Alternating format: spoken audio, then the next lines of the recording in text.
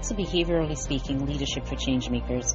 I'm your host, Dr. Esther Bubb, and today I'm joined by an inspiring panel of young Grenadian leaders representing fields as diverse as education, science, finance, law, cybersecurity, climate resilience, mental health advocacy, and public service. So let's dive in.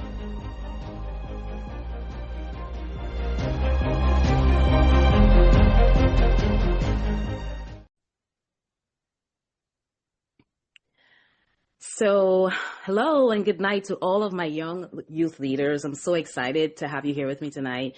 I appreciate the opportunity to learn from you, to hear what you have to say, to learn about your experiences. And, I'm excited to share this stage with you where you can share your thoughts and ideas that could impact, actually, those of us on the panel, but also others who would be listening once this is published. So again, thank you so much. And once we begin, you'll have the opportunity to introduce yourself. So, please tell the world who you are and all those good, grand things about you. And we'll just go ahead and get started. So for our first segments, let's think about and talk about our elevator pitch, right? Because at times, and honestly, even in my workplace, we did this activity quite recently. So at times, being prepared with an elevator pitch, right, makes the difference between scoring an opportunity and missing out, right? So with that in mind, if you had 30 seconds, right, and it's called an elevator pitch because it's like, imagine you're in an elevator and you're in a group of people and someone presents an opportunity to you. And if you had 30 seconds to introduce yourself to that person, what would you say? Zadie, can you get us started? Well, my name is Esther Bubb. I am a youth leader and advocate for mental health and environmental sustainability. I am 23 years old and I currently work as an entry-level meteorological technician at the Grenada Airports Authority. I really have a passion for advocacy and lending my voice to issues that are typically you don't see a lot of youth representation in those fields. I'm always interested in learning new things, always interested in trying something new and putting myself out there, which is typically out of my comfort zone. So that's all I can say for now. Well, that's a great start, Zadie. It's a pleasure to meet you again. Tamara, what would you say? Sure. Well, I'll start with my name. I'm Tamara Bubb. I am passionate about education, science, and volunteering. So I'm a team player. I love to work with others. I love to help. And I am very passionate about ensuring that everyone from our youngest members of society as they age up are able to be engaged in society, be able to get their needs met, because I do believe that the youth are the foundation of what we're doing. So in summary, I am passionate about science, I'm passionate about education, and I love volunteering. Science, education, and volunteering. I love to hear it. Emerson, how about you? What would you say? I see that big smile. Let's hear it. Hi, my name is Emerson Hi. Dallas. I'm living by the grace of God, and I'm grateful for second chances. But I'm recently jumped on the bandwagon of youth engagement. Since I'm a church guy, and I actively involved in dealing with a lot of young people, and I'm open-minded. Some may say I'm a grasshopper. I'm jumping wherever the drum beat. I'll be there, but positively though. Yeah. Wonderful, wonderful. Thank you for sharing that, Emerson. Brandon, what about you? Hi, my name is Brandon Felix. I am an accounting student at SGU. And I am a youth leader at Mackey Pentecostal Church, and I'm also a National Youth Ambassador. I am passionate about helping young people discover who they are and developing discipline, mentorship, and creating a voice where young people can actually make a meaningful change. For me, leadership isn't just about service, it's about influence and impact. And that is what I'm interested in. Call somebody to serve, that is me. Wonderful. Brandon, nice to meet you. So I did business and accounting in my undergrad, and then obviously I, switched fields. So kudos to you. Very, very wonderful field, as are all the fields that everyone is representing here tonight. Paul, how about you? Hi. So I will say my name obviously is Paul McBurney. I work in law, but even though I work in law, I'm not restricted to law. As I say, I have many passions. I'm a jack of all trades. I sing, I write, I teach, I do photography, I do videography. So anywhere there's an opportunity for me to dabble and build my expertise in, count me in, and that's Paul in a nutshell. Jack of all trades. Thank you, Paul. Peter? My name is Peter McBurney. I would say I'm mainly interested in economics, geography, travel. I also believe that, you can always learn something from someone regardless who they are. I know it may sound cliche, but I truly believe that, sometimes you may be out and about and somebody may stop you. You may see some drunk guy on the street and he may be telling you something and it's like, what is, but then later on, you may realize actually what this guy was saying, it made sense, So I see like I could learn something from anyone. I'm also, I work within the ministry, so I work with the government, and yeah, that's about it. Yeah, so we can learn lessons from anyone. That's such a true statement. Michaela. Hi, good evening, everyone. My name is Michaela McKinney. I am soon to be a recent grad from Temple University, studying financial planning and real estate. For as long as I can remember, I've always had a passion for people, starting off volunteering in Sunday school to today, working in the service industry, and from time to time volunteering with my mom. So I definitely have a drive for being an advocate for others, being a helping hand wherever needed. I'm very excited to go into my field, and to embark on that journey through the lens of financial literacy. So yeah, it's a little bit about me. Thank you, Michaela. Lily, how about you? Hi, good night, everyone. My name is Lily Welsh, and I'm proud to be from St. Mark. I'm a very friendly and outgoing person. I love my family and my friends. I really value my friendships. Professionally, I work within the division of ICT as a cybersecurity officer, and I'm very passionate about service and making a difference wherever I can. Also ensuring that our boys and girls, our men and women, everyone, they're safe, whether it's online, at home, in their minds, in their communities. So I'm actively involved in youth and community initiatives, too much to mention. And I just love speaking positive words and also sharing affirmations that I live by, because I always believe you never know how one kind word can make a huge impact on someone who's just struggling or having a difficult time. Yeah, that's thank you for sharing that. Affirmations are so critical. I have a godson, and for his birthday, I bought him a book, that really talks about affirmations. And the last time I spoke to him, he says, I read it every day and it really helps. So affirmations are really huge. Thank you for sharing that. Crystal, how about you? So good night, guys. My name is Crystal Williams. So first off, I would like to say jack of all trades, but no, there's so many fields as well. I'm a climate and youth, very passionate about climate change. I specialize mainly in disaster risk management and climate governance, as well as project management. To me, being able to have the knowledge and the ability to help persons protect themselves from the inevitable, especially since we're here on a Caribbean island, we're going to get hurricanes, we're going to get droughts. We are tiny Grenada, we always get these stuff. So being able to equip persons with what they need to protect themselves is very much a joy for me. So aside from professional on the side, I really like a good hike. I very value much Grenada for that, very nature-wise. And I'm just here learning as much as I can so that I can always give back to those in need. Wonderful. Thank you, Crystal.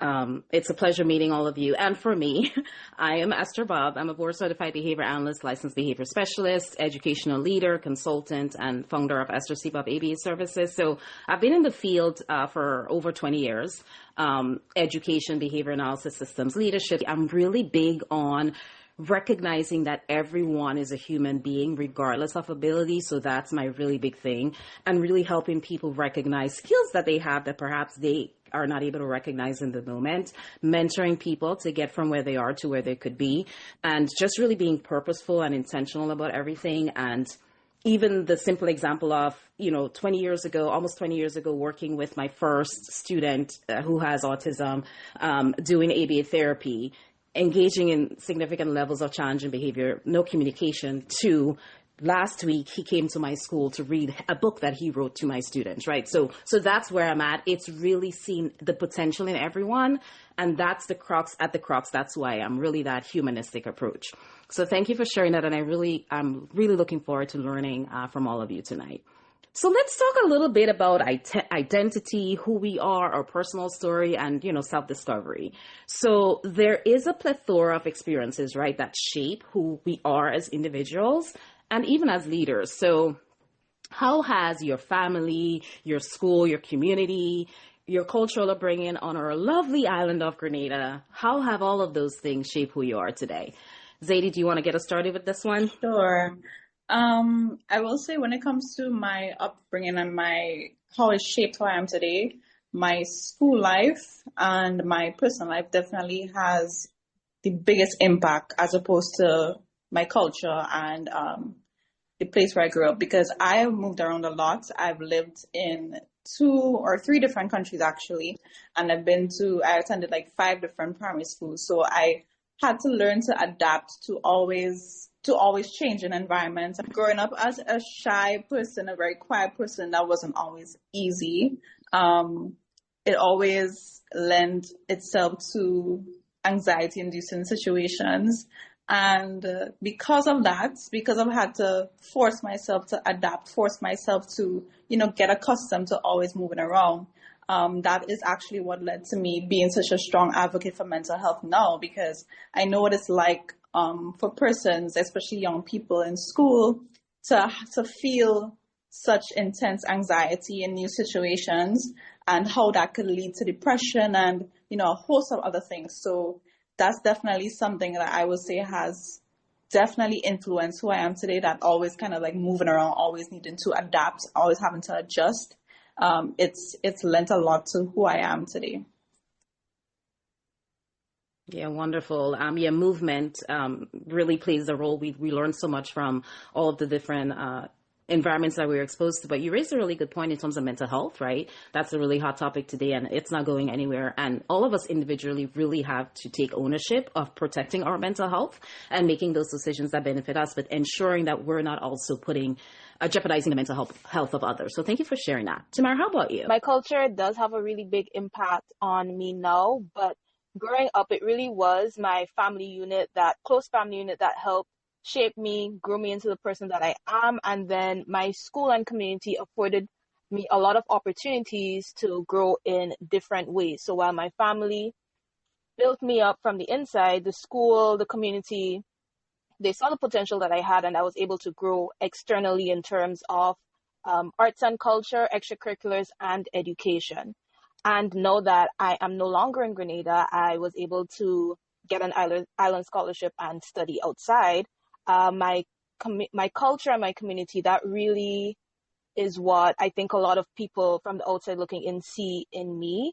The way that Grenadian culture has people being friendly, looking out for each other, being able to make a conversation with someone, even though you may not necessarily be in that mood, being able to look at someone who dropped groceries in the store and help them up instead of looking at them, and walking by. So I would say that my family and my school, my community, my culture, they all played a big part in who I am today. And I am very grateful for the influences and the experiences that I had that allow me to be the person that I am and to have a good impact, I believe, on others. Yeah, wonderful. Thank you, Tamara. So potential is huge, right? So that when people recognize potential, they identify it. And then so now you have opportunities to help others, right, realize their potential. And then the examples you gave about, helping someone with their groceries who fell, it's really a good example of servant leadership, right? Like helping people where they are and meeting them where they are at. So thank you for that. Emerson, what about you? Well, my family upbringing wasn't that 100%. I lost my mom at a very young age, and then I went by my grandmother, and then go back by my brothers, and my dad. Well, yeah, but my life started taking shape when I was adopted by this lovely lady, a wonderful lady. She was a Christian, a Seventh-day Adventist, and from there, my life started taking a positive impact. I normally do have a stutter problem, not bad, but sometimes now and then kind of slip in. And I think church has helped me come a long way with that. To the fact that I'm preaching. Yeah, I could articulate words. I could write. It has helped me come a long way, and it broke away my shyness. Yeah, when I stand up in front crowd, before my knees used to shake, but now I'm like, yeah, bring it on. Yeah. So my life has been impacted positively because of church, and yeah. Wonderful. Emerson, thank you for sharing that story. I wouldn't have guessed or assumed you had a stuttering problem. I mean, I've worked with people who have stutters, so we do therapy for that. But what I can pull from what you said is the family, right? Because you were adopted. So again, family. And then support of your community, your church, and being exposed to those contingencies. Like we talk about that a lot in behavior analysis, but being exposed to those contingencies, right? And so you were then able to make progress. And now you're at a space or in a place where you can communicate and preach and talk and write and do all of those things without fear. So thank you so much for sharing that story. So for me, I would say, Grenada means everything to me. I'm really proud to be Grenadian. And, I think from growing up in Grenada, I learned discipline, which is really good and helps. So the examples that Tamara gave, like living out of the country, she still can, display those traits that she learned from growing up in Grenada, like respect, community responsibility, resilience. And just the collective spirit that all of you talked about, right? Like we don't rise alone, so we support each other. And that really shaped, in my opinion, how I think about leadership as service, but also how I lead as well. So let's segue into values, right? So leadership, just even being who we are, right, really starts with knowing who we are, but also knowing what values, we hold true to, what values anchor our choices, and knowing what they are, holding true to them and not straying from them because we're pressured, right? Really holding true to them. But first, we have to start with knowing what they are. So what strengths or values or traits would you say are included in your personal identity? Brandon, what would you say? I'm excited to answer this. When Wonderful. I think about my strengths and values and what really shaped my identity, the first thing that came to my mind is humility. I grew up with nothing basically handed down to me. I learned how to stay grounded, respect people, and I never feel entitled. And another great trait as well is discipline. I believe discipline is what carries you, is what motivates you, and I think that, it shows in how I manage my responsibilities and how I serve. Another big one again is responsibility. To me, leadership is not about speaking. It's about being accountable for your own actions. And you say that, for yourself, it's about you, how you lead, being accountable for my actions, and also resilience plays a big part of who I am. And one of the things that I struggled with was stuttering. I had a big stuttering problem as well. Yes. But that experience had built my confidence and taught me how to find my voice. So now when I speak, I speak with purpose. I speak confidently. And those are the things, values that really shape me. Yeah. Wonderful. Thanks for sharing that story. I really love all the stories, and again, I wouldn't have guessed. So kudos to you. But I heard you say humility, discipline, responsibility, resilience, right? And all of that, sort of enveloped in purposeful living. So regardless of our circumstances, if we hold true and if we continue to believe, right, that this thing could happen and with support from ourselves, for our family and our community, they're more likely than not to happen. So thank you for sharing that. Paul, how about you? Similar to Brandon, I must say, and I think probably all of us being Grenadians and Caribbean nationals can identify with this, hard work pays off. At the end of the day, we know that if we have to achieve certain things, if we have to move up, if we have to progress, we have to put our head down, we have to buckle, and we have to work hard. Work hard to be rewarded with scholarships, work hard to be rewarded with work opportunities, work hard to be rewarded with some sort of anything that will further what it is we're passionate about. And for me, that is probably my biggest life mantra. It is very cliche, but I have seen the fruits of laboring and working hard, personally, professionally, even school-wise. All the opportunities that have been afforded to me is because I have put in the work. I have, of course, it's coupled with soft skills as well, because you cannot forget who you are. You cannot forget to be humble. You cannot forget to display an attitude of gratitude, which I believe is very important. So all of those things combined with your hard work allows you to elevate. So I believe that's probably my biggest, strongest trait as it relates to values and strengths. I would say writing, teaching, those are some of the things that I value really and truly. Because persons have poured into me, I feel the need to pour into others, and teaching and even sharing knowledge, whether through publications and so on, is one thing that I recently have been working towards. So that is what I would say. Well, thank you, Paul. So hard work pays off 100%. I think we would all agree. And then you also added in values like humility and gratitude. Those are very, very important. Always remembering just to say thanks, but being humble, right, in all of it. It's okay to pat yourself on the back, right? But overall, just remaining humble and being in service to others. And I heard you say, like, helping others along the way. So thank you for that. Peter, what about you? So yes, the first thing that came to mind was adaptability. I would say that's one of my strongest traits.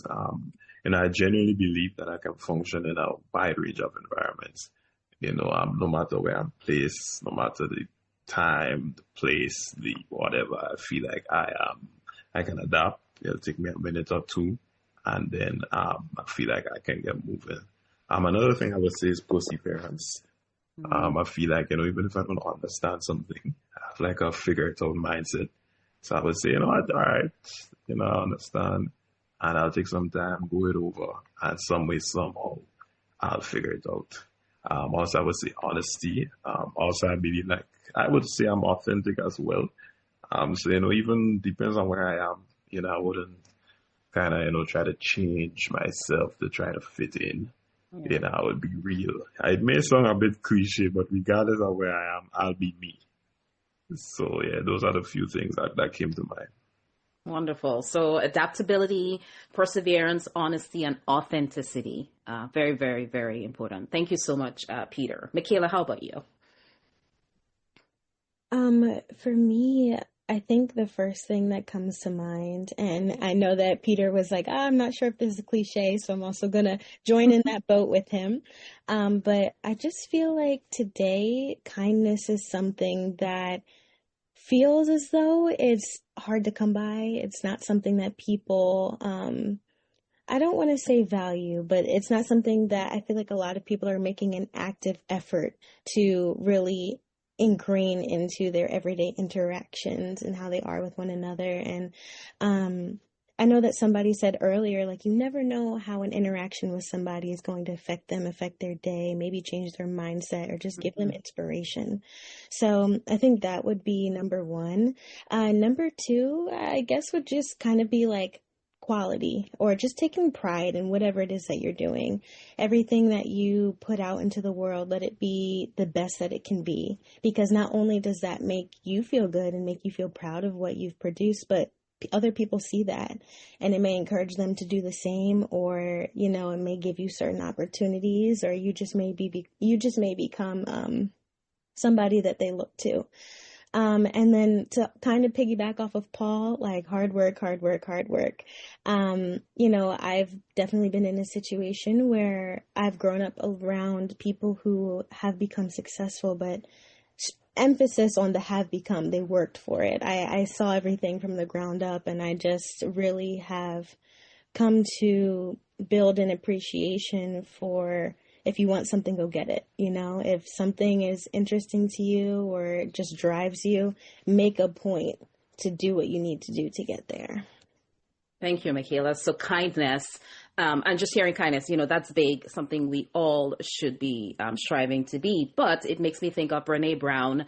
She said, clear is kind. And when she said clear is kind, to the extent that, for example, if we're supervising someone or training someone, that we're very clear in the directions we're providing, that's kindness, right? Because now we're giving them the tools and we're ensuring that they understand. So kindness, however we think about it, is really important. And then you also mentioned quality, taking pride in your work. One of the things, even like in the students I work with, so I primarily supervise staff who work with students who receive early intervention services, so special education services 3 to 5. And one of the things we look for when teachers or speech therapists or whomever are working with students is that they're encouraging students to take pride in their work. So even from that young age is we're teaching that concept and that value of pride. So that's a good one too. And then hard work, right? As Paul also said, that's really important. For me, I would have to say compassion. I'm really, really big on compassion, compassionate care, because thinking of the fact that at any day, anyone could be experiencing anything. So always being compassionate. I'm really big on humanity, largely because I work in the special education field, but just as a person, like every person is a human being, regardless of their ability. Autonomy, really allowing people the independence, right? And all the opportunities to be independent. Integrity, of course, but empathy, like being able to put myself in someone else's shoes. And I'm really big on a growth mindset. So yeah, this is where I am now, but where can I be? This is where you are now, so where can I be? And passing that value on to others as well. So thank you so much for your responses so far. So let's talk a little bit about purpose, about vision, about leadership. And sometimes I say the biggest thing in life of getting where you want to be is knowing where you want to be, right? And that's your vision. So to me, purpose it's dynamic, in my opinion, and it's evolving, right? So I am not someone who believes that purpose is a static destination. Like, this is my purpose and that's what it's going to be forever in my life, right? For me, it's malleable, right? And it conforms, in my opinion, as we grow and as we change and as we discover new experiences. So I believe personally that purpose is an ongoing journey. It promotes fluidity as our life experiences and our priorities shift, rather than, just a single rigid mindset or thing that we hope to achieve. So this mindset, from my opinion, I would argue, allows for continued learning, continued growth, continued development, and just alignment with our inner selves, right? Because we grow and we change and we evolve. So having said all of that, as a young leader, what do you believe is your purpose at this moment or this phase in your life? Lily, how about you? No, that is a really interesting question, because for me, a couple months ago, I was speaking with a friend and I was trying to describe who I am and what I do. And the negative thoughts came in. I'm like, I'm not doing nothing. And local was like, I'm not doing anything. But then when she said to me, you're involved in this, you're involved in that, this is how you help this, I'm like, wow. Wow. So it really was a shock to me that others are looking in, and while I'm doubting myself, they're seeing me juggle so much. And because I'm so used to it, I'm just thinking it's just another day. And I said to myself, I don't have any talents. I can't sing. I can't dance. But then I really love to talk. And my talent right here is using my voice. So as a young leader, I believe that my purpose is to use my voice, my skills, and my experiences to inspire others, especially young persons. A lot of times when I was younger, if you didn't look a certain way, if you didn't have a certain last name, if you didn't come from a certain school, like, these opportunities were not from you. And so persons would say to me, oh, you speak so well. Did you go to that school? I'm like, no, I'm a country girl. I went to St. Mark's Secondary School. And I was always proud of my heritage. And a lot of persons, they were not proud because they felt like they had to be a certain way or look a certain way to fit in. And from then on, I really started to use my voice. And I'm like, hey, my voice is my talent. I connect strongly with transformational leadership because I want to use my voice to inspire others, not to bring down others, but, to encourage growth and innovation, helping persons with a shared, united vision of how we can move forward. Because a lot of the times everyone is saying that there is 99 things, that's wrong in our country, but who is really willing and able to make that change? We just want to be at the forefront to take a nice picture, to look nice, and then that's it. They're not ready to do the work. So I have to be the change that I want to see. And I truly believe that. And my goal is just to create impact wherever I'm planted, pun intended, the lily flower planted, and to just leave whatever space better than I found it. Lily, true words have never been spoken. Well, I love that answer, and the stories you shared. And we do have to be the change that we want to see.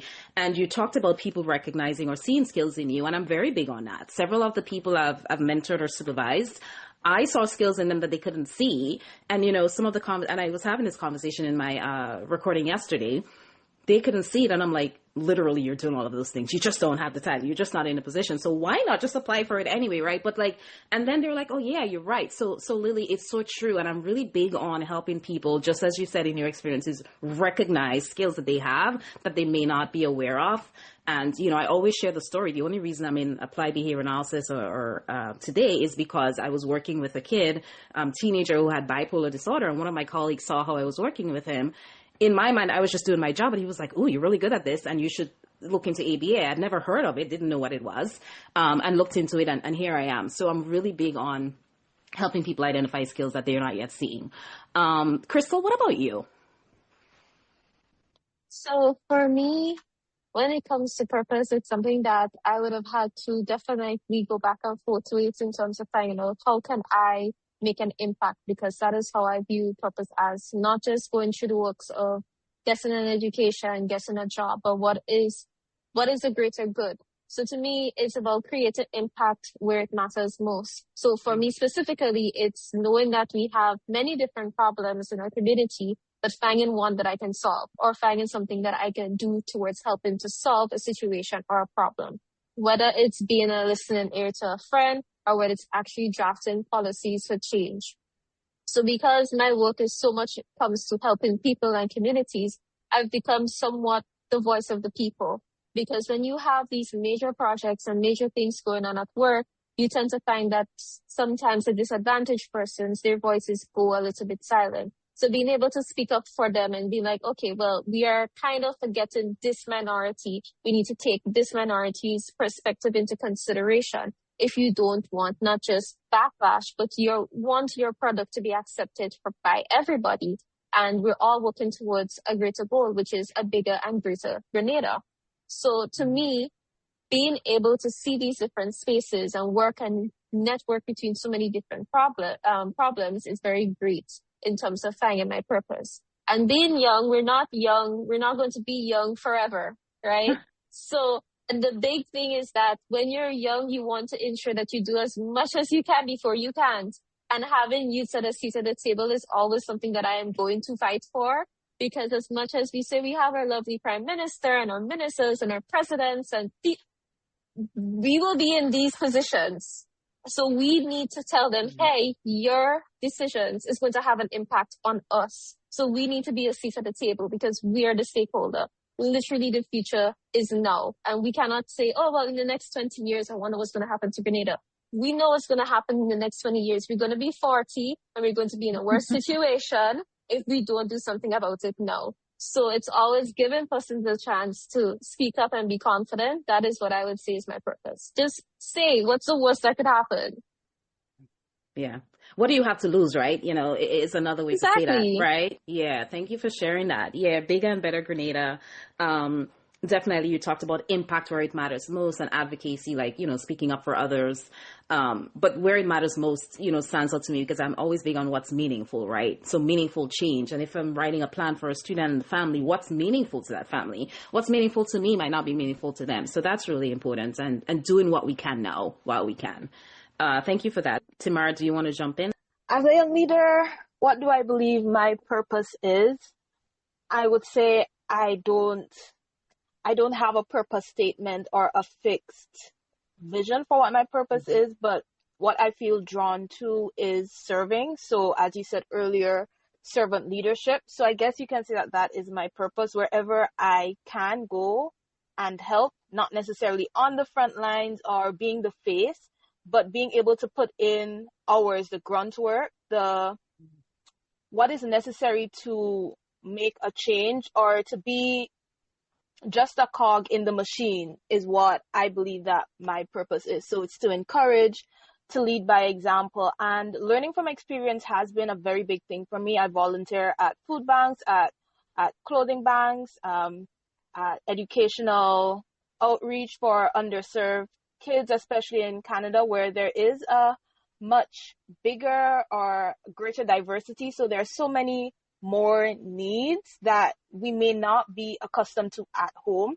So bigger places, bigger needs. Grenada does have very big needs as well. So being able to get that experience and learning from people more experienced than me, I would say has really helped me refine my purpose. So although it may not be as defined, I'm able to whittle it down to a narrower point and say, I think that I am here to help.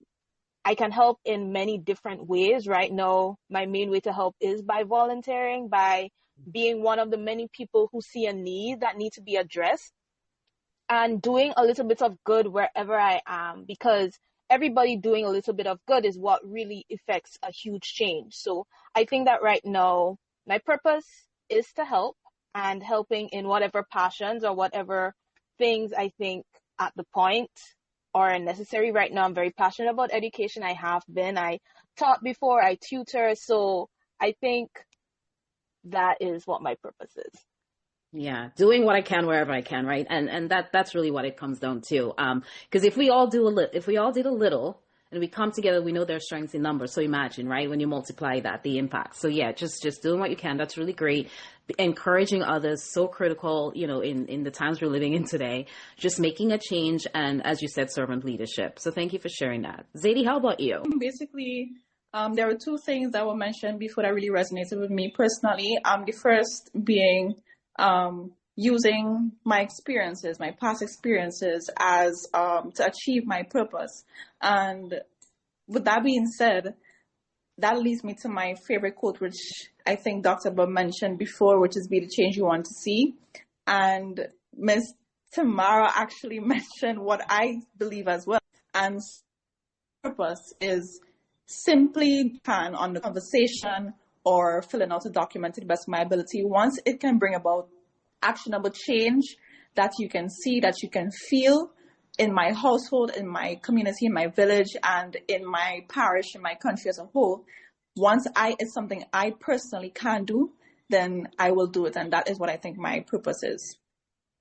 Wonderful. Thank you, Zadie. So be the change you want to see and do what you can where you can. Thank you for sharing that.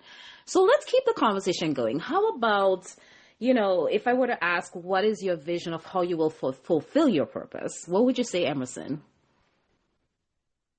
Well, I think to me it would be open-minded towards learning.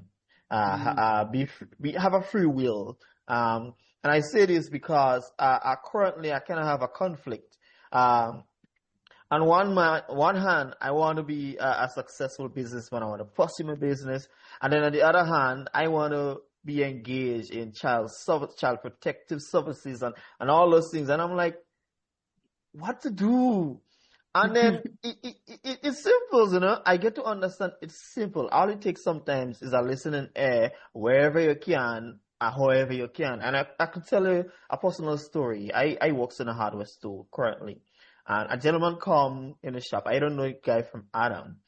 But he's from Moncton. And those who know Moncton sometimes is a trouble community. And the guy come, and for a whole hour, he pouring out his heart to me. What do you want to do? And you want to kill this person. You want to do this and do this. And by the time he's done, bear in mind, I didn't say nothing because I had no idea what to say, because I do not, at the time, I do not understand how to deal with people like this on that kind of level. And by the time he's done, when he does speak, I offer him a simmer sponge. By the way, I make the best simmer sponge on the island. Okay. So I offer him a simmer sponge and I say, drink that, man. And when he's done, he said something to me. He said, that conversation, I cannot have that conversation with my mom or my family. But yet still, I feel comfortable talking to you. And he don't know me, I don't know him. And I'm like, sometimes we try to exaggerate on how we should help people, where it's something as simple just listening. So I think, to me, to pursue, I think I should pursue an education in dealing with how to deal with people to help elevate my purpose. Because I believe my purpose is to serve. And I just want to piggyback a little on what Lily said something earlier. Sometimes you feel like you can't do that. But when you engage in it, you'll realize how simple it is. How simple it is. So yeah. Yeah, it's taking the first step. Thank you for sharing that, Emerson. And you said listening, and that throughout all my episodes so far has been a theme that has come up, and I mean active listening, right? Listening to hear, not necessarily listening to respond, but actively listening to what the person's saying. But on your point about which path to take, there is this poem that was written by Robert Frost, "The Road Not Taken," and towards the end of the poem, he talked about two roads diverged, right? And I chose the one less traveled by, and that has made all the difference. So in life, we're always going to have to make choices. We have to make a decision at one point, but using all of the information we have to help guide us with the decision and make the one, like you're saying, perhaps is the one less traveled by, but maybe it's the one for you. So that sometimes helps with decision making. Brandon, what about you? All right. So my vision is to create a safe place where young people can grow into finding themselves and developing into leaders. And I believe that everybody has a capacity or a form of leadership in them, maybe have different aspects to it, and as a leader for the past 3 years, where I've been the leader of Mackey Pentecostal Church Youth Ministries, I have developed a strong structure where I mentor by guiding, challenging young people and supporting them, not just academically, but personally and socially, and most importantly, spiritually. And I want to help young people become confident, because I was a shy boy, always afraid to put up my hand in class, because I couldn't read that well because of my stuttering issues. But, I want them to see their value, because when people understand their value, they begin to make better decisions and lead more decisively. So in a nutshell, my vision is not just about personal success. It's about building people and impacting community one life at a time. Yeah. One life at a time. Yes. Amen to that. And, you talked about creating a safe space, and safety is critical. And I talk about safety a lot, not just in terms of physical safety, but psychological safety, right? We can be in a safe space, but are we mentally, psychologically safe? So that's really big. And helping young people become confident. That's a strong one right there. Confidence is key. And then you talked about seeing their value, and it made me think of Maslow's hierarchy, right? And the more we help people develop those skills, we move from the base level to self-actualization, right? So yeah. So thank you for sharing that. Paul, what about you? As it relates to what is my vision to fulfill my purpose, well, to start, my purpose, it's not defined, I will say, and as you rightfully stated at the beginning, it is evolving. So I am still trying to determine what is my ultimate life's purpose, but as of right now, I believe what I've been called to do is to teach, to tutor, to build people up, and to bring them along the way. So right now, I find I've been doing a lot of, especially with friends who are at law school and are in years behind me. Well, I've graduated last year, but for those who are behind me, I've found myself tutoring them, going through past paper questions, because we're now in exam season. Actually, exams, I believe, is probably in the next 2 or 3 weeks. So a few of my close friends, I've been assisting them in terms of going through past paper questions, guiding them, giving them some tips, skills, tricks that worked for me, in terms of telling them, okay, this worked for me, you can try this, it may work for you. Even if it doesn't work for you, try this, try that. So I think as of right now, and that's why I mentioned earlier, I believe teaching is one of the things under my jack of all trades mantra. So I've been trying to do that. And in order to fulfill that, I really just show up. And even when I cannot show up, I let them know that I cannot show up, because of course I have other things dealing with work-wise, church-wise, and so on. So I would say, I'm not available today, but how about next week, 2 days from now? So it's really being available and also communicating to let them know when I'm not available, so at least everyone is on the same page. Yeah, thank you for sharing that, Paul. I would say the same for me, education and mentorship. I just really, those things are really motivating to me. But like in my recording last night, it was a former student who then became my staff. I hired her, but she reminded me of 3 things that I taught her that she learned from me that I had totally forgotten. So those are the moments that just really reinforce what I do, because she was able to take that. She still holds true to it that I told her years ago and I totally forgot. So it brought joy to me, obviously, but education and mentorship, that I would have to say is a tool, that I use, or the pathway, to just live out my purpose, which is always to make an impact that's greater than myself, that goes beyond myself. So for example, doing the podcast, people listening can hear and learn, things like that. So here comes the $1 million question for tonight. Like, I'm really big on leadership. This whole podcast is really grounded in leadership and behavior. How do you define leadership? Peter, what's your definition? So I would define leadership as the ability to influence how people feel, think, and act without having to constantly assert authority. So it's not necessarily a title. You don't have to have a title stating, I'm the boss, I'm the leader, whatnot. I feel like it should come naturally, so through your actions, through you showing up, through you, the way you treat people, it would be understood that this person is a leader. It's about building trust, confidence. And I feel like, if you have to constantly remind a person or persons that I'm the leader, I'm the boss, chances are you're really not. Like, you're doing something wrong. Because even though just, managers and people in authority, if you always have to assert, you always have to remember I'm the boss, then chances are you're really not the boss. Because a true boss, a true leader, you don't need to say it. It's felt, it's implied. You'll just find yourself following this person. And then you realize, look, this person is a leader, So that's how I see leadership and being a leader. Yeah. That made me smile, Peter. Like, if you have to say it, are you truly one? But, if I had to sum it up, like, influence without micromanagement, right? And think of kids in school, right? Think of kids, think of the cliques, right? They're leaders and people follow them, and they don't have to say I'm a leader. Everybody gets on the bandwagon. So very, very true. Michaela, what about you? For me, I feel like a leader isn't simply just having knowledge or experience, or like a way that you carry yourself that makes people naturally kind of follow you. It's also the ability to recognize what your strengths are exactly. And if you have a weakness, being able and willing to work on that. Understanding that being a leader isn't something that's said and done. Like, there's something that you can continue to work on. There's never a perfect, there's always, something to improve. And I think the other beautiful thing about leadership is anybody can be a leader in any aspect, in any situation. It's not a one size fits all thing.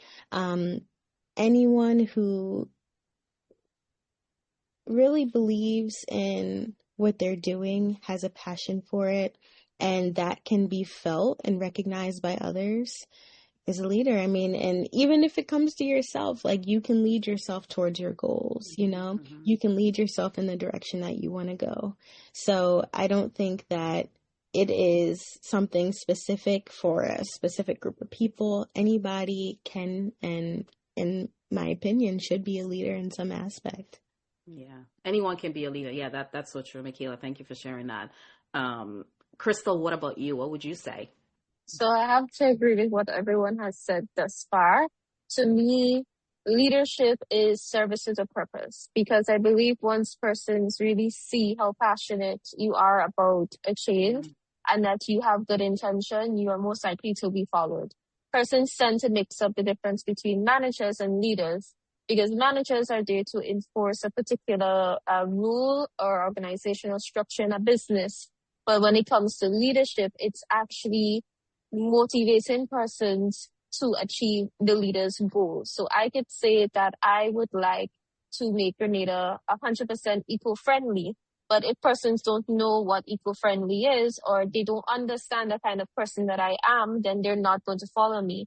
Leadership is knowing who your followers are, or who your community is, and them knowing you. It's a two-way street, because you cannot lead if you don't know who you're leading, and persons will not follow you if they don't know who you are. So it's about taking charge, yes, being accountable, transparent, listening to others. Like I said, being a people's person, listening to their needs, and not just listening to say, okay, well, yeah, I had a meeting last week with them. No, it's actually listening and hearing and working and being on that person's case, trying to help them. And that is how you're going to get to achieve your goals. So you give to get, if that makes sense. You give to get. Yes, 100% makes sense. And then you also said in terms of like eco-friendliness, do people even understand what that means, right? So defining it. And so that's like music to my ears, because in the world of behavior analysis, we have to define the behavior. I can't solve a behavior or help anyone solve any problem behaviors or challenging behaviors, whether it's hitting, spitting, cursing, whatever it is, if we don't have a definition for what that is, because cursing for one person might be displayed in a different manner for someone else. So 100%, oftentimes that's where we need to begin, and what is this thing is, and defining it. So now that we've all talked about, on behalf of all of us, our views on leadership, let's sort of segue into using our leadership voice for societal change, right? And I've had this conversation in a recent episode as well, not yet published, but really talking about societal change and societal issues. So I definitely watched the intercall from over here. And I would obviously have preferred to be there in person. But after finishing the 4x400 open relay, right, in the 2026 intercall in Grenada, Daryl Daniel, an athlete from SAS, St. Andrews Anglican Secondary School, he held up a sign that read, "End GBV." Which now has been seen and commented on nationally and internationally. So as a young leader, how can you use your voice to channel change and meaningful conversations against gender-based violence in Grenada? Zadie, you want to get us started on this one? Sure. Like I mentioned before, I feel like a lot of people have this misconception that as a leader, you need to stand on a soapbox or on a platform and make a speech. But, channeling change and, pushing meaningful conversations doesn't have to be loud. It doesn't have to be from a public speaking standpoint. It could simply be you correcting your friend or a family member on the type of language that they use when speaking about women in difficult positions. For example, there was a young lady who was unfortunately killed by her significant other because they had, not a great relationship. And, a lot of the comments online were basically calling her out, saying she was in with him for the money and it was her fault, basically victim blaming, And you hardly saw anyone in the comments defending her or telling persons, well, why not correct or comment on the behavior of the man? Why would you make comments on the woman? And I think, again, that is an opportunity for leaders and young leaders to really shift the conversation. So push it away from victim blaming and ask more probing questions. Ask why is it that these things are happening to women, So definitely it doesn't have to be loud, but when you see it, when you see behaviors that are negative, when you hear a speech that is negative, you can change the direction of the conversation. You can say, well, that's not the right thing to say. You can shift it to what should be said, what should be talked about, rather than what the conversation is already leading in. Yeah, thank you for sharing that, Zadie. You reminded me of, so your mom was on one of my episodes and, she made the comment, brighten the corner where you are, right? And so it was a good memory because obviously, a song growing up, but as you said, in our own spaces, brightening the corner where we are. So just speaking up and lending our voice in our own situations is a perfect example of how we can lend our voice and we can use our leadership skills and our knowledge and experiences to help start, change. Tamara, what about you? What would you say? So as Zadie mentioned earlier, we did have a few episodes of GBV in Grenada recently. I know when I was growing up, there was a period of time too when it seemed like every day on the news you were seeing, or every few weeks on the news you were seeing a new story. So it's not something that I say that I grew up with, but it is something that played a part in maybe hanging out with your friends, the conversations that you would have around these times. So it was something cultural. And being young versus now being an adult, you're able to see how cultural beliefs and foundational beliefs shape the narrative of what happens and how people react. So engaging with people is a good way to litmus test, where they stand, what they think. And I think a lot of the times it counts when you engage with people that you don't necessarily agree with, but not in a combative way, because people will not be receptive to that. So having those conversations, whether it is within your church, your school, your work community, among friends, being able to have those conversations and listen to where people are coming from, I think goes a long way. Because I did have a conversation with a colleague of mine who was also from Grenada, and he's a guy. Hearing his opinions, I did not agree with them, but I was able to say, I didn't know that people saw it in this way. So this could be a reason why they feel this way. Or if people aren't being supported then in different people's opinions, this is why they lash out. So being able to hear from different people what they think the foundational issue is, because GBV, it happens all the time, different circumstances, different extents, but it is a problem that we have in society. So I think being able to talk, engage with people at their level gives you a deeper understanding, and so you can approach the problem in a new way. Because for me, GBV is wrong. I never saw it in my household. I never saw it among the men in my family, whether it was my father, my brother, my uncles, my grandparents, my cousins, right? So I don't really have that lens or that experience as other people may have, where it comes from, what might trigger it,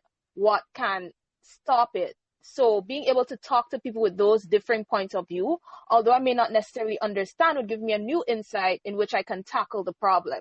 So not really announcing GBV is wrong, all men are bad, let's put an end to this immediately, but it's being able to have that nuanced approach, being able to understand the problem, not saying that the perpetrator was right.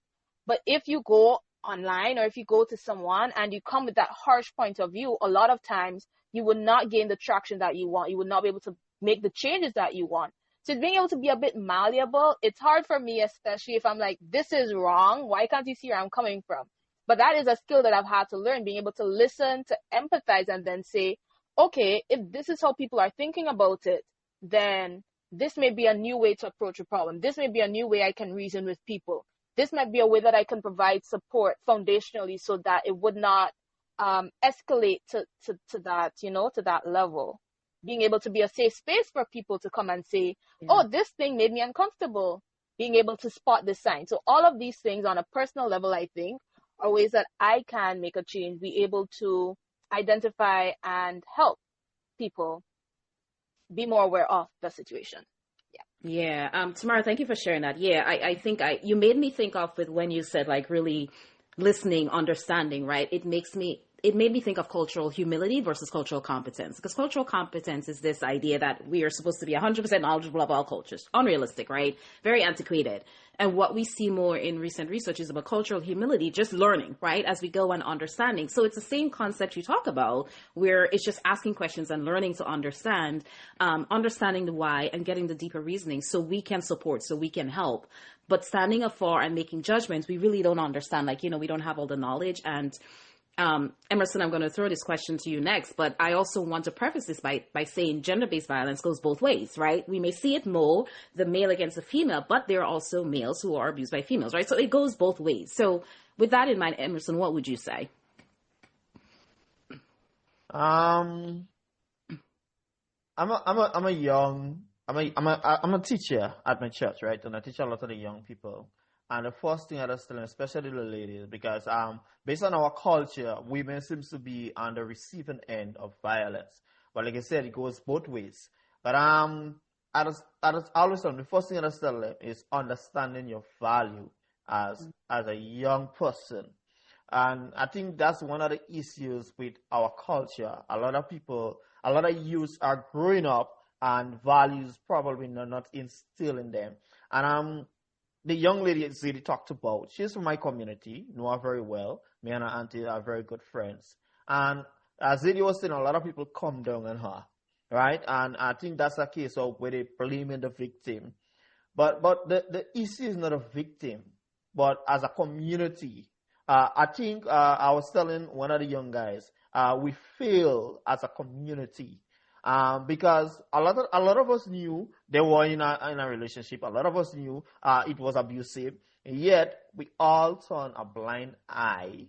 And it's only after the incident you hear people saying, "Oh, he used to beat her." "Oh, he used to make that statement and he used to do this. But I think the issue is, as a community, we cannot lose a sense of value, a sense of respect for each other. Because I remember growing up, the community raised the children. We couldn't go out of line and not be corrected by someone in the community. But we lose that, and for whatever reason, I don't know. But I think as young leaders, we should help younger people in particular to understand their values and when to say no and how to say no. I was telling one of the young ladies, don't afraid to embarrass somebody if you find they're making you uncomfortable. And when I say embarrass, I'm not talking about hitting whatever. For example, you're on a bus and you find a man touch you where you're not supposed to touch you. Shout out, Lord, why you touch me for?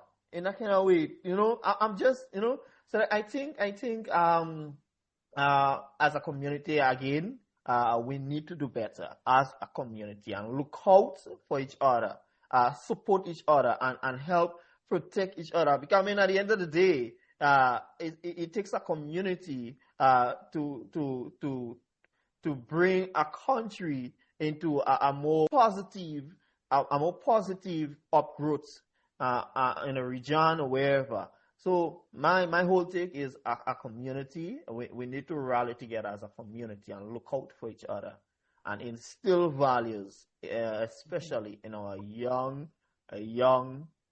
youths. Yeah, 100%. Definitely community, but I 100% agree with you with values, because as you recall, earlier question was about values, right? And I preface that with saying is we have to know what they are, we have to know who we are, and we have to hold true to them regardless of what it is. And so that starts young, in the formative years, right? 2, 3, 4, 5. We start there. And I even mentioned earlier, like one of the things we look for, our teachers supporting students in taking pride in their work, a value, being proud of who we are and staying true to that. And so I think a lot of it starts with, again, going back to education, right? From young, in the home, in the community, in the school, because children spend so much of their time in school, but it's really the educating. And I have to agree with you 100%, and everyone too. But the values really, really play an important part in, how we respond. Oftentimes we're in situations that we didn't put ourselves in, but then how do we respond when we're in the situation, and just being able to speak out. So self-advocacy as well, being able to speak up for ourselves. So as a young leader, Brandon, how can you encourage individuals to speak up about gender-based violence, but just even other societal issues, right? Because gender-based violence is not the only issue in Grenada, across the world. I mean, we have those same issues here in the U.S., but how can you encourage individuals to speak up at any level? All right. One of the biggest issue I realize that we face is silence. People see things happening but they do not speak up. Sometimes out of fear, sometimes out of shame, or even because they feel that they're out of place sometimes. And as young leaders, we have to change that. So I encourage people normally by creating a safe and supportive environment.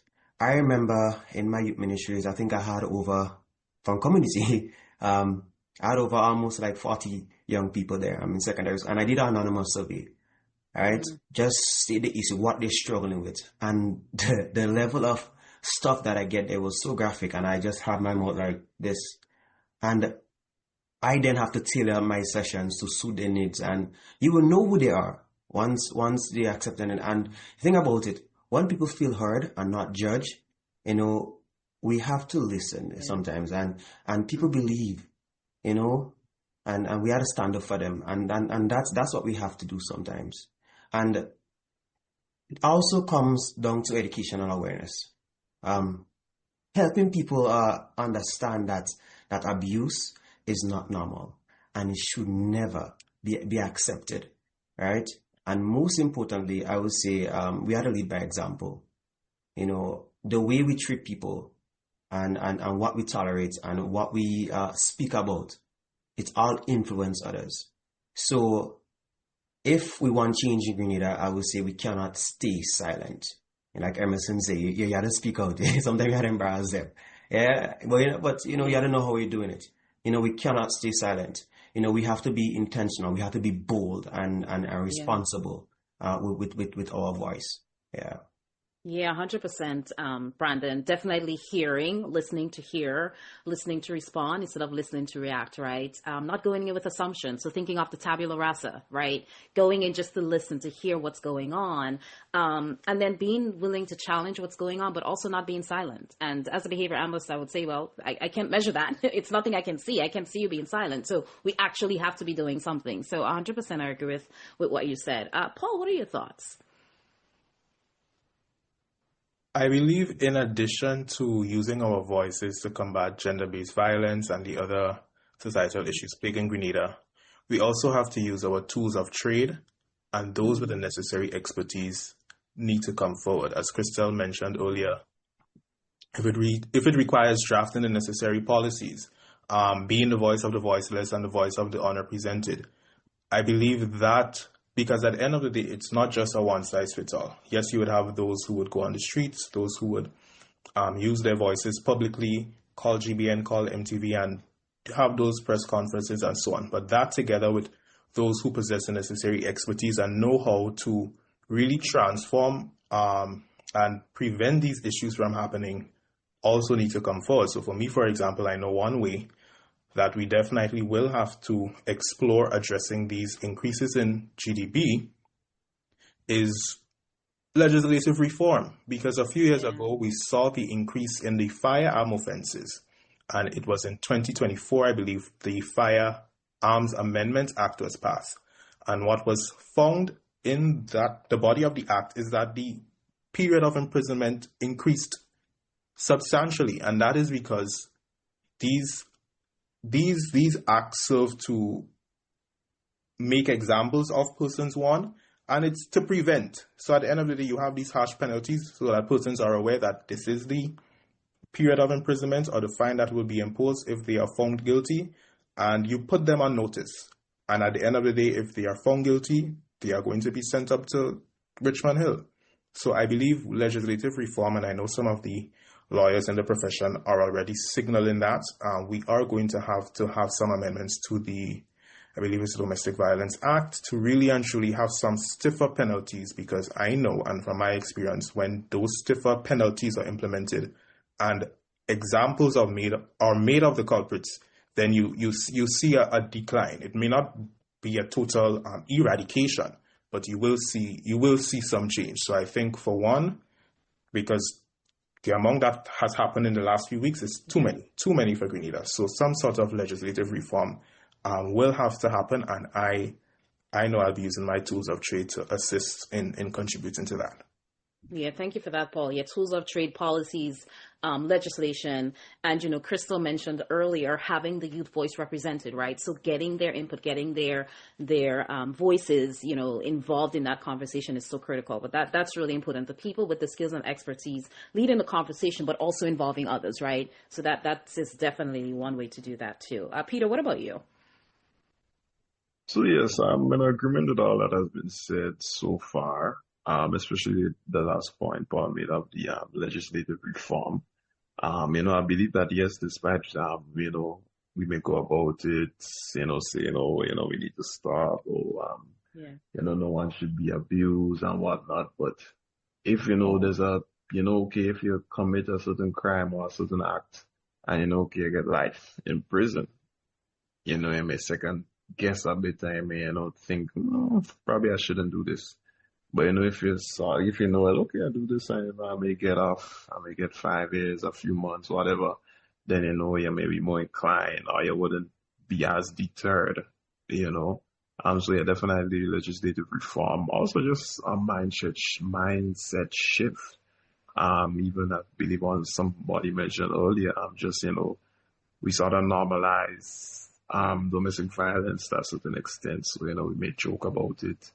You're out with your friends, and you may be joking about certain things, and it's almost like we've become desensitized to the seriousness of these things. So just that mindset shift that hey, this shouldn't be joked about under any circumstances. This is really serious. So I believe that mindset shift, the legislative reform, and also showing people that we're actually serious. So, people, because, for example, just this last spate of incidents, and everybody they came out, they protested, whatnot, and for a week or two, and everybody talked about it, and no, it's silent. It's like that didn't even happen. So we need a continued sort of method or way of addressing it. And it's not just, for 2 weeks we shout and everybody's upset and then you forget about it afterwards. So you need to ensure that, okay, whatever legislative amendment that was started, ensure that actually, it goes to completion. And that for future offenses, we know that, okay, this is what happened last time. Okay, this change was made. Therefore, this shouldn't happen again. So, it's looking at it from, a multidimensional sort of perspective, I would say. Yeah, 100% that continuity in conversation, right? So yeah, we can march, yeah, we can protest, but those are short-lived, right? The real change comes from the continued conversation, taking action, speaking up. You said reframing the mindset, right? The mindset, our mindset, but also the mindset of, the people in our country, right? I mean, we have certain norms that we grew up with and certain beliefs that are instilled in culture. And sometimes we have to shift, we have to change. The world changes. So I think that's really important. Michaela, what about you? Everyone has been given a voice so that they can use it. And when it comes to situations like GBV or otherwise, I think a lot of times it's a matter of making those small differences where you can. Even if you're not getting on a big stage, making a big platform, like mentioned before, correcting someone who's using certain language or making certain jokes and just really going to show that this lack of tolerance that we are all claiming to, or we all are agreeing that should be instilled and really just really implemented, isn't just something that we're saying, it's something that we're acting on. So starting with little things like that. And I feel all in all, when it comes to making changes, you can keep saying that you want to see them, but it gets to a point where those around you, the little things have to start to happen. Because like Peter just mentioned, sometimes it really does just come down to a mindset. It comes down to a shift. And that's where you start to see a lot of things beginning to move in a direction that everyone will benefit from. And what Emerson said was really touching, just this idea of community and how recently it feels as though it's something that's slipping away from us. And we're moving more from this idea of when you're in pain, I'm in pain. When you win, I win. So it's just a matter of I'm speaking up, not just because even if it doesn't affect me in this moment, it's affecting you and it's affecting others, even those that we don't know about, those who are currently going through it. Starting to give, by using your voice, you could be also encouraging someone else to use theirs, reminding them that they have one, helping them find shelter or, a safe space or just someone to talk to, opening up about it, whether they're man, woman, otherwise, it is a big issue. And there are a lot of, people who are unfortunately going through it on their own, and things in darkness begin to fester. So bringing light to these things, again, just that emphasis on community. Yeah, thank you, Michaela. Yeah, community, but then you also said modeling, right?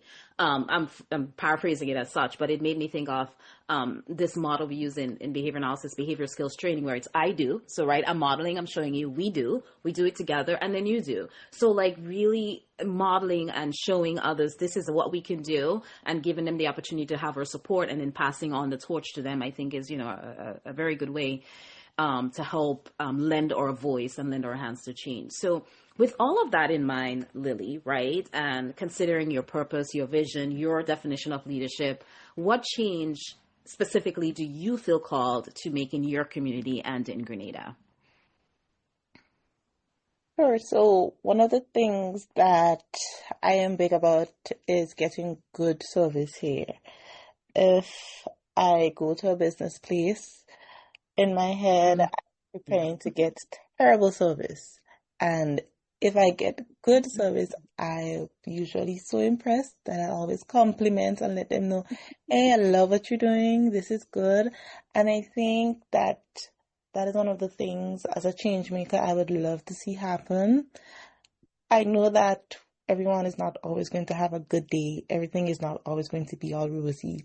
But if whether you work, in a private business or in the public sector, I am expecting you to have some level of professionalism where it goes way beyond whatever you're feeling internally, but you need to know that, hey, I need to do my work, do it professionally, and then if I need time off, if I need to seek help, then I can do so. Another change that I would love to see is, I know we spoke a lot about gender-based violence, and I was so happy to hear the lawyer speaking about the legislation and everything coming on board. And again, with Emerson talking about everyone in the community knows and they're being silent, I would love to have more from women or men in the community speak out. Because a lot of times we know whether it is sexual violence, physical violence, and we're just silent and we're like, well, they go fix that, but who is the they?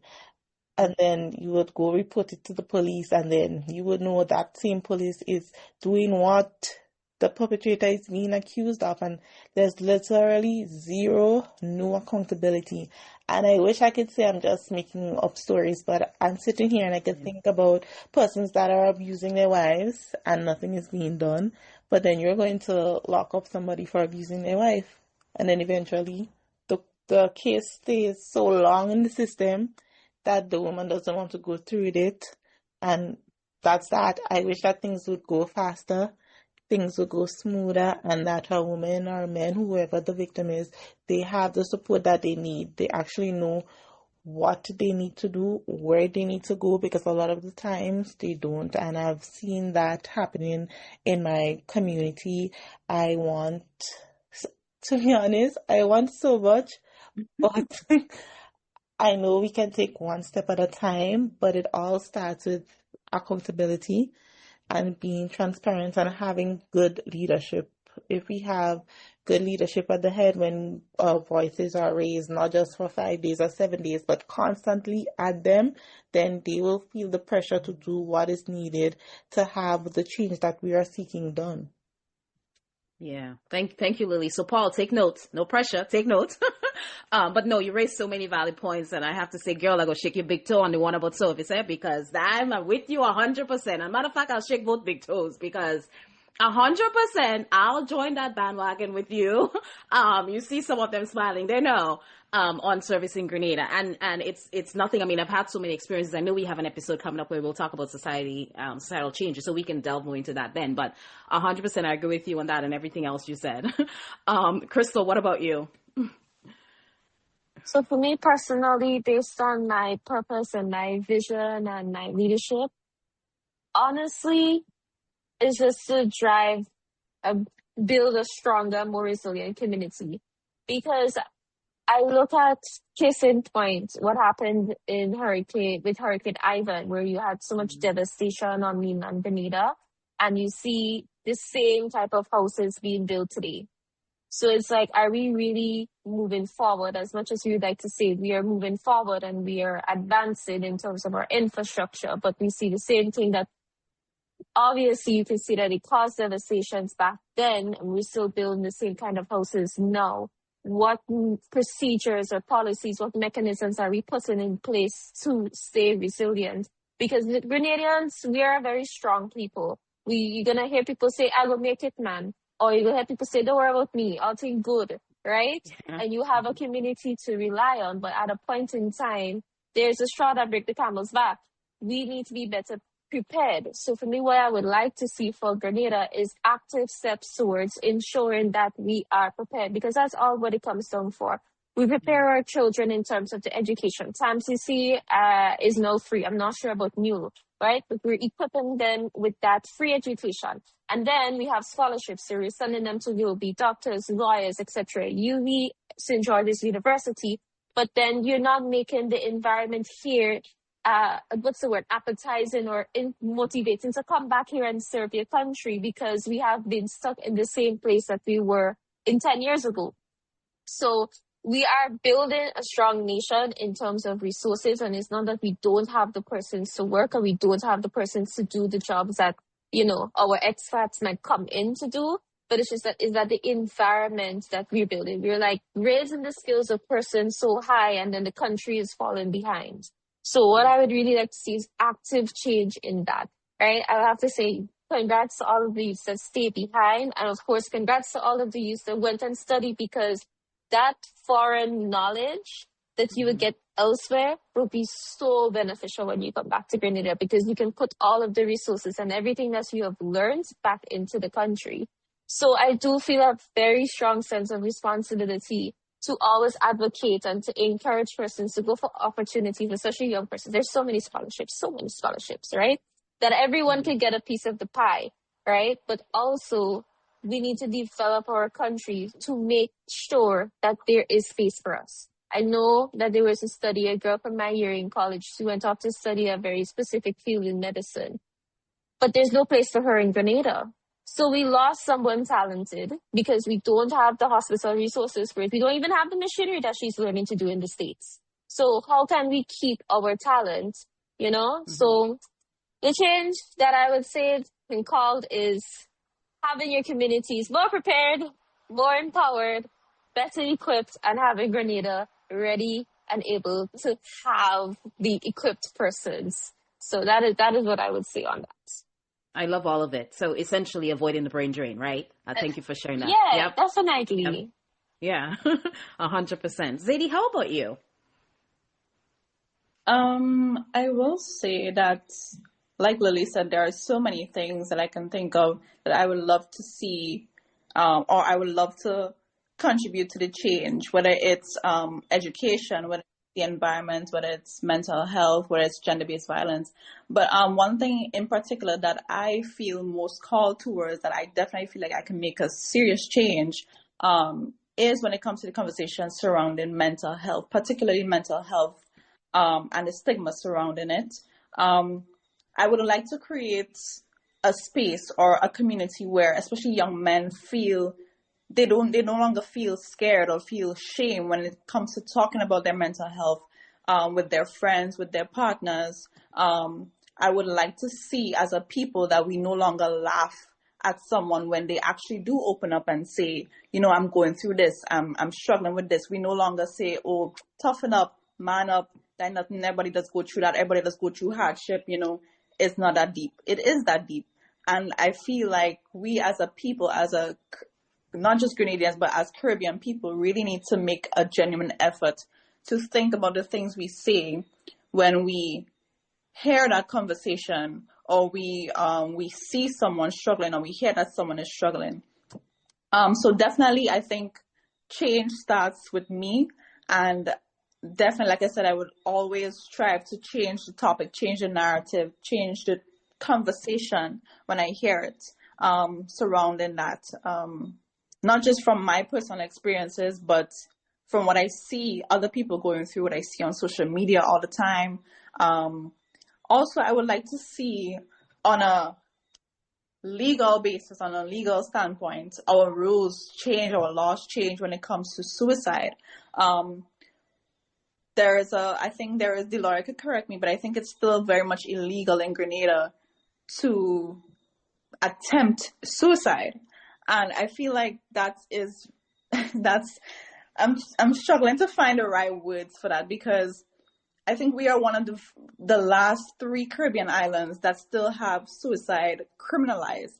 And I think it says a lot, because what do you mean someone is struggling and you punish them? There's a law punishing you for wanting to find a way out rather than getting them the necessary help that they need. So all of that, I want to say, is a lot of work to be done. But I think all of us can make a difference. And that's definitely something that I would always strive to build and to make better in my community. Yeah, thank you for sharing that, Zadie. Yeah, mental health is very big. I'm very much involved in that. And, you know, we have a responsibility to destigmatize, you know, mental health issues. And just as you're saying, listening, understanding, providing support, providing help, even something as alcohol abuse, right? It's linked to mental health, alcohol use disorder, right? So, and we think of those things and we don't think of them that way, but, you know, it really is a critical issue that really needs to be addressed in Grenada, across the globe as well. But yeah, it's certainly something I can definitely contribute to. Obviously, everything else everyone said, I can definitely contribute to, but of course I work in, you know, special education, mental health, so very heavily involved in that. 100%. I agree with you there. Tamara, how about you? So great question, great responses. And what I think, considering my purpose, my vision, my definition of leadership, I think that something that I can do to help my community make a change in Grenada has to do with education, not necessarily academics, but in terms of holistic education. So being able to meet our youth, our adults, our kids where they are and give them the skills to thrive where they are. So not necessarily saying, yes, you have to go to SGU and get your master's degree and that's the only way you'll earn money. Being able to give them technical skills, soft skills, life skills, being able to teach them about our culture, teaching them about mental health, about their emotions, being able to make them well-rounded, well-adjusted individuals, I think would go a long way in the health and the sustainability of our communities, our society, and our country. So being able to implement a more holistic, well-rounded approach, I think would be something that I am called to make a change in, and it is something that I know a lot of people are trying in different ways too, but a lot of times people don't see the importance of it until it's too late or unless they're in that exact circumstance. Or a lot of people are not aware of the skills or the changes that they can make to make their life easier, to help their kids, to help their parents, their cousins, the boys on the block, anything like that. So knowledge is wealth, knowledge is power. You don't know what you don't know, right? So being able to give people that knowledge, that education, that power would be a way to encourage them, to strengthen them, to help them not only depend on the few ways that we know to be successful, but to be able to have fulfilling lives, to be able to make a good life for themselves, for the community, and so that Grenada can grow and be a place that everybody has a space in. Yeah, I agree with you 100%. You don't know that you don't know what you don't know until you know what you don't know, right? So 100%, it has a lot to do with education and learning and sharing that knowledge and, you know, expanding it from just ourselves to our communities and our country. So you've shared so much good information tonight. Let's close out this session with... Oh, go ahead. Sorry, sure. before we close up, I just wanted to say this. It's some other things that needs to be changed to me. I think the law, for example, the whole scenario with the young lady that died, people were saying, oh, why didn't you go to the police and them kind of thing? You knew she was a young girl and them kind of thing. But when you go to the police would tell you, oh, she's 16, she could give consent. There's nothing they could do about that. Yet still, the law says that you have to be of 18 to vote. Yet 16 to give consent. I think this to me is a little bit contradicting. I know it's a little bit ticklish. It might be a little difficult to address, but we got to be realistic. I think as a people, as a nation, we got to be realistic because a lot of the violence starts with young girls. And the law is designed in such a way that they're not protected.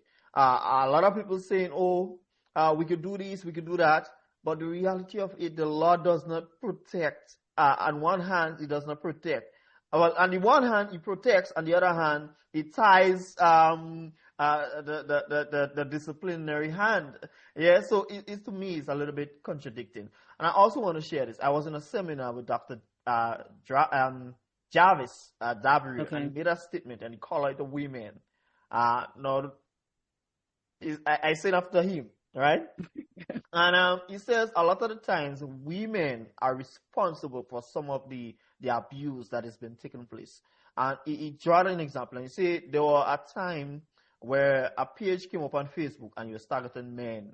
A lot of the men who were cheating, a lot of the men who were this. And he said within 24 hours, this page come down. And he said, you know why? Because men keep reporting the page.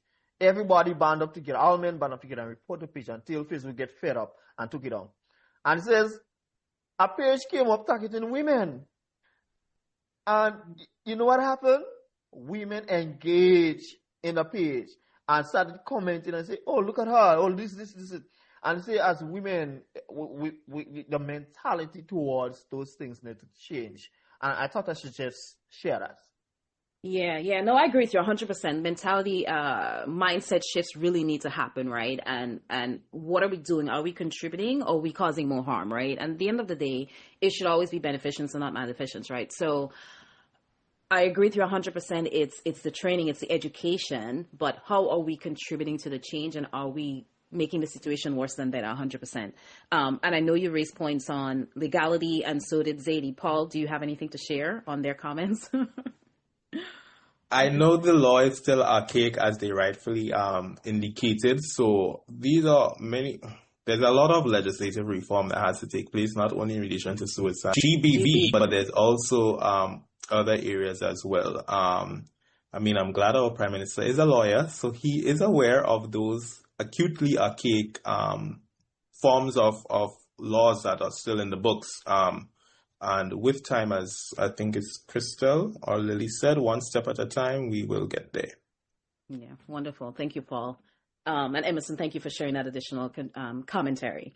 So to close it out, everybody, what is one takeaway? Think of it as a Monday morning move, right? That you want listeners to carry with them from our conversation today. Zadie, let's start it off with you.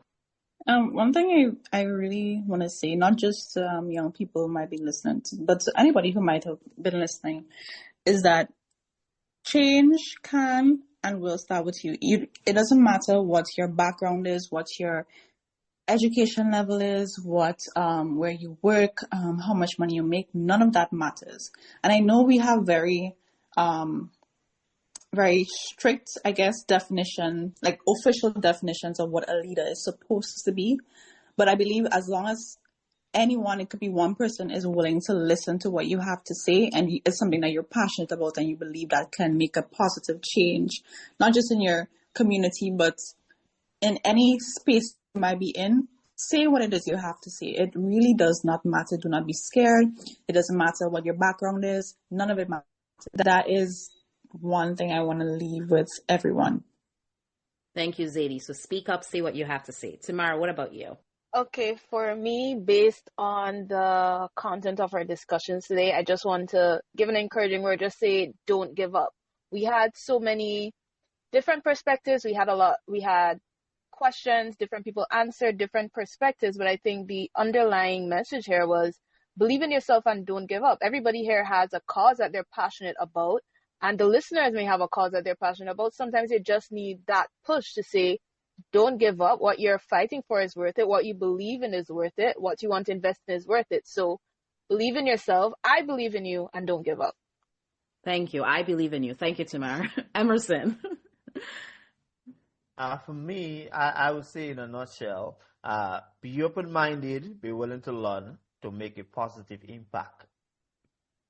Be open to learn to make a positive impact. Thank you. Brandon. One of the things that I take away, despite, of our various diverse background or leadership style or voice, one thing that I can know about a passionate leader and somebody that basically want to make change is that they're a bit of light, because the smallest light in the darkest place can make a big difference, and I really love each and every one of us here views, and even though it's different, but it says a lot. So I want us to keep up that, and it has really basically inspired me, in terms of the law, in terms of Lily's stories, Zadie. I even know how to call your name. We left out you guys has been wonderful. Thank you. Thank you, Brandon. We all have a light. It's like, this little light of mine, I'm going to let it shine, right? So we all have a light and we have to let it shine. We've heard that from growing up as a child. We still hear the song today and it rings true. Paul, what about you? So there are three things I would leave our listeners with. One, and I mentioned it earlier, work hard, it pays off. Two, know and understand that it is fine to be the master in one room and the student in the other. I know we spoke about leadership earlier, and to me that's really one of the true hallmarks of leadership, knowing when to lead and then knowing when to submit, when to follow.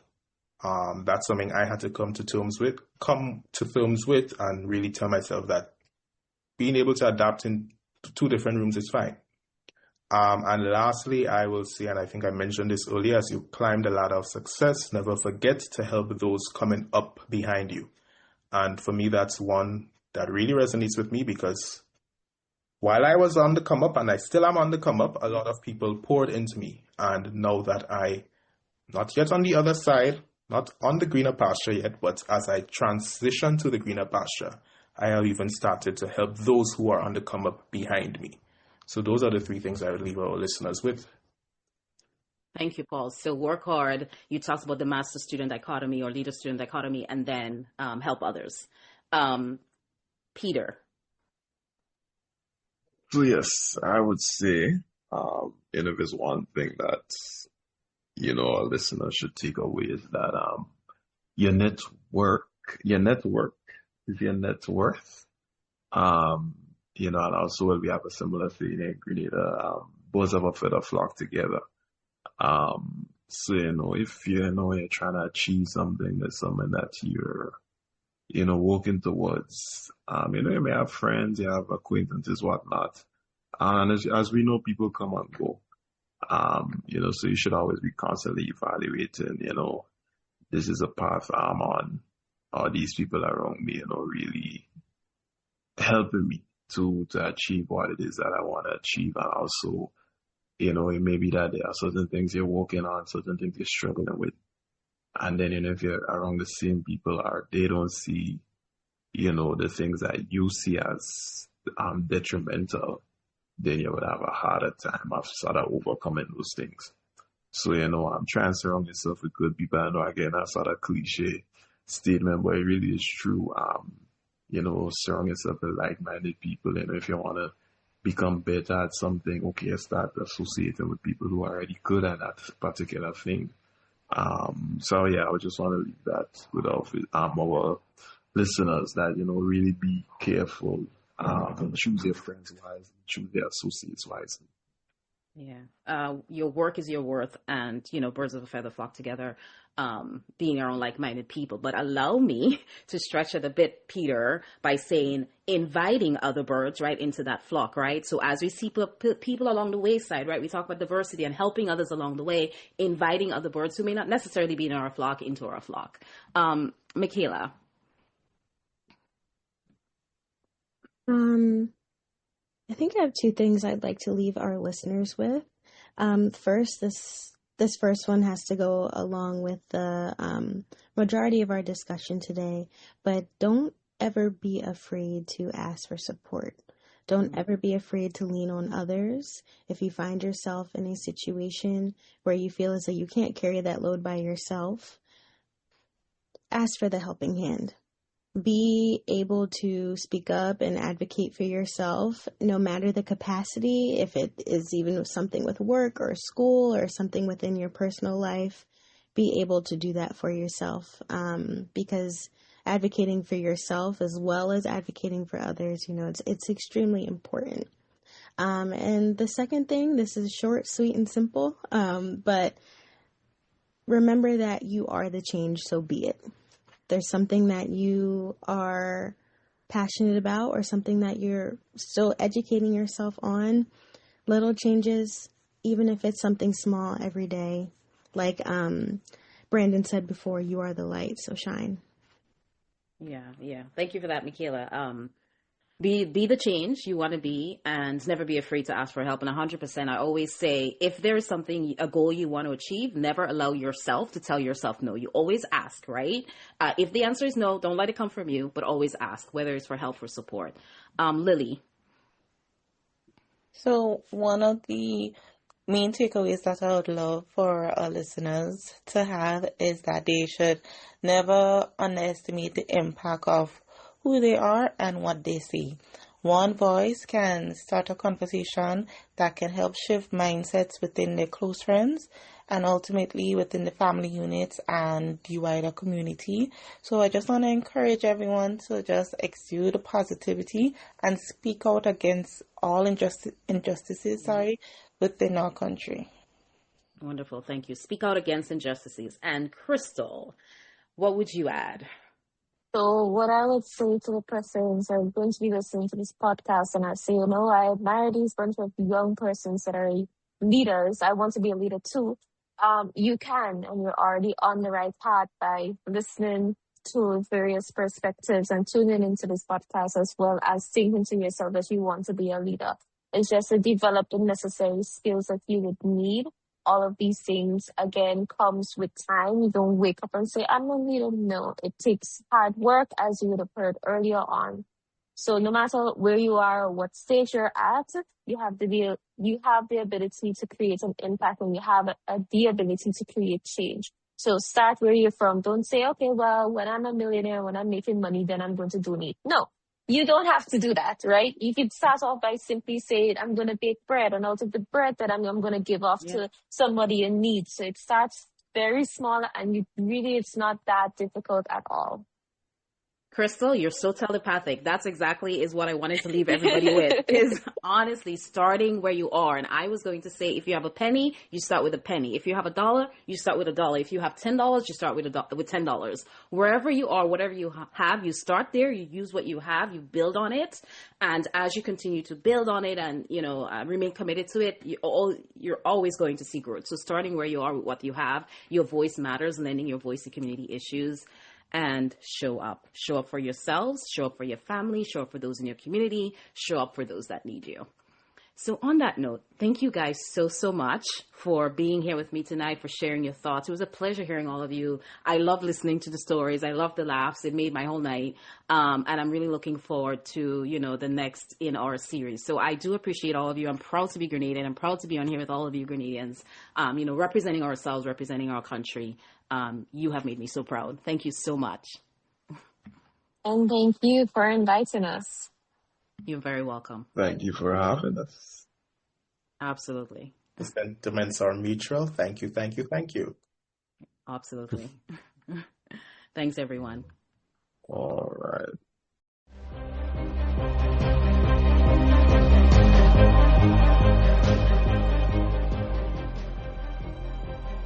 Thank you for listening to Behaviorally Speaking, Leadership for Changemakers. Today, our panel reminded us that your story matters. Your voice is your power. Hard work pays off.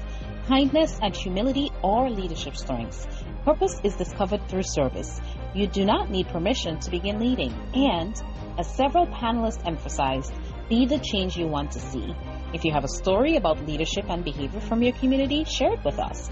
If this episode resonated, share it with someone who needs encouragement. And be sure to check out our companion blog, Behaviorally Speaking, Insights for Changemakers at esthercbubbabaservices.com/blog. For training, coaching, and behavior-based leadership support, visit esthercbubbabaservices.com. Until next time, lead with humanity and purpose, practice with compassion and intention, and create meaningful, lasting change. This is Dr. Bubb. Stay inspired.